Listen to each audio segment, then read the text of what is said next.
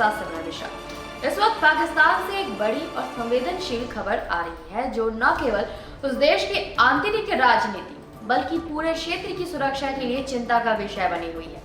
हम बात कर रहे हैं पाकिस्तान के सबसे ताकतवर सैन्य पद चीफ ऑफ डिफेंस फोर्सेस यानी कि CDF की नियुक्ति की।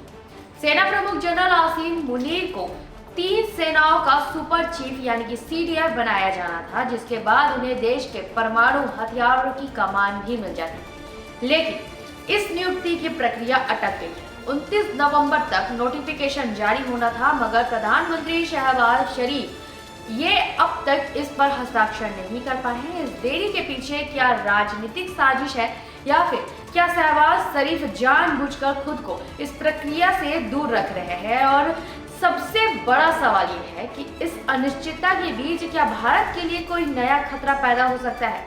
आइए समझते हैं इस पूरे घटनाक्रम को विस्तार से। पाकिस्तान में आसिम मुनीर को CDF बनाने की प्रक्रिया अटकी, PM पर उठे सवाल। पाकिस्तान की सैन्य और राजनीतिक गलियारों में इस समय हलचल मची हुई है। देश के सबसे शक्तिशाली सैन्य पद चीफ ऑफ डिफेंस फोर्सेस पर जनरल आसिम मुनीर की नियुक्ति की प्रक्रिया प्रधानमंत्री शहबाज शरीफ की अनिच्छा के कारण अधर में लटक गई है। नोटिफिकेशन में देरी और PM की गैर मौजूदगी। पाकिस्तान की संसद ने 12 नवंबर को 27वां संवैधानिक संशोधन पास किया था, जिसके तहत chairman joint chief of staff committee के पद को बदलकर CDF का पद बनाया गया। इस नए और अधिक शक्तिशाली पद पर आसिम मुनीर की नियुक्ति के लिए 29 नवंबर तक आधिकारिक नोटिफिकेशन जारी होना चाहिए था। मीडिया रिपोर्ट्स और राजनीतिक विश्लेषकों का दावा है कि PM शरीफ ने जानबूझकर खुद को इस प्रक्रिया से दूर रखा। वो 26 नवंबर को बहरीन गए और 27 नवंबर को एक अनौपचारिक यात्रा पर लंदन के लिए रवाना हो गए। सूत्रों का कहना है कि उनकी ये एक सोची समझी चाल हो सकती है ताकि उन्हें मुनीर की नई नियुक्ति वाले आदेश पर हस्ताक्षर न करना पड़े। कानूनी विशेषज्ञों के अनुसार चूंकि CJCSC शाहिद शमशाद मिर्जा 27 नवंबर को रिटायर्ड हो गए, इसलिए 28 या 29 नवंबर तक नई नोटिफिकेशन जारी होना अनिवार्य था। मुनीर का कार्यकाल और संवैधानिक स्थिति। जनरल आसिम मुनीर को 29 नवंबर 2022 को सेना प्रमुख नियुक्त किया गया था। उनका मूल कार्यकाल 3 साल का था, जो 28 नवंबर 2025 को समाप्त होना था। हालांकि पिछले साल संसद ने कानून पास करके सेना प्रमुख का कार्यकाल 3 से बढ़ाकर 5 साल कर दिया था, इसलिए कानूनी रूप से उनका पद खतरे में नहीं था।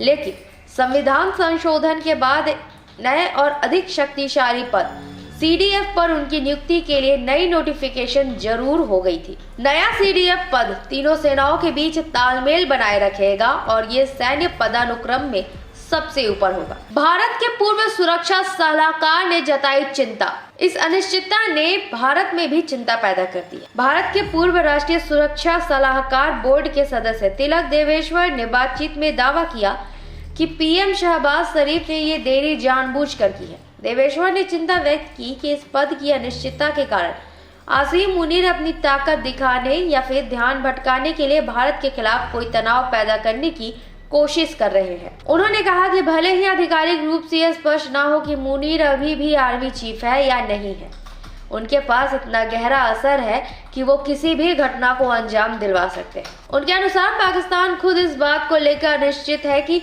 वर्तमान में आर्मी चीफ कौन है, और ऐसे में यदि मुनीर ने भारत पर दबाव बनाने की कोई घटना भड़काई तो हालात बेहद खतरनाक हो सकते हैं। परमाणु हथियारों की कमान अब सेना के हाथ में। 27वें संविधान संशोधन का एक सबसे महत्वपूर्ण पहलू नेशनल स्ट्रेटेजिक कमांड का गठन है। ये NSG अब पाकिस्तान के परमाणु हथियारों और मिसाइल सिस्टम की निगरानी और नियंत्रण करेगी। पुरानी व्यवस्था में यह अब तक जिम्मेदारी नेशनल कमांड अथॉरिटी के पास थी, जिसकी अध्यक्षता प्रधानमंत्री करते थे।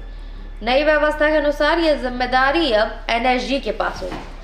NSG का कमांडर प्रधानमंत्री की मंजूरी से नियुक्त होगा, लेकिन ये नियुक्ति CDF की सिफारिश पर ही होगी। और सबसे जरूरी बात यह है कि ये पद केवल आर्मी के अफसर को ही दिया जाएगा। इसके सीधा अर्थ है कि देश के सबसे महत्वपूर्ण परमाणु हथियारों का नियंत्रण अब पूरी तरह से सेना के हाथों में चला जाएगा, जिससे CDF का पद और विश्वसनीय रूप से शक्तिशाली बन जाएगा। राजनीतिक प्रतिक्रिया और सरकारी आश्वासन। इस देरी पर विपक्ष पार्टी पाकिस्तान तहरीक-ए-इंसाफ ने टिप्पणी करते हुए कहा कि यह देरी साबित करती है कि शहबाज शरीफ के पास अब सेना पर कंट्रोल नहीं रहा। पीपुल्स पार्टी के सीनेटर रजा रब्बानी ने सवाल उठाया कि क्या संविधान के बाद कोई भी अनकहा वीटो पावर काम कर रहा है। कई पूर्व जनरलों ने भी नोटिफिकेशन न आने के अपमानजनक बताया है। इस देरी पर विपक्षी पार्टी पाकिस्तान तहरीक-ए-इंसाफ ने टिप्पणी करते हुए कहा कि ये देरी साबित करती है कि शहबाज शरीफ के पास अब सेना पर कंट्रोल नहीं रहा।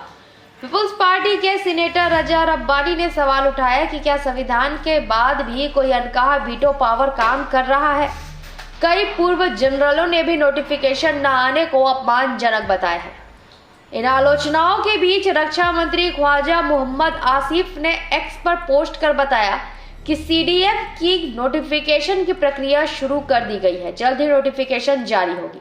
वहीं डॉन की रिपोर्ट के अनुसार प्रधानमंत्री शहबाज शरीफ आज दोपहर तक इस्लामाबाद पहुंच रहे हैं। उनके लौटते ही कैबिनेट डिवीजन सीडीएफ की नोटिफिकेशन को अंतिम रूप देगा और आज शाम या कल सुबह तक इसे जारी कर दिया जाएगा। संयुक्त राष्ट्र की चिंता।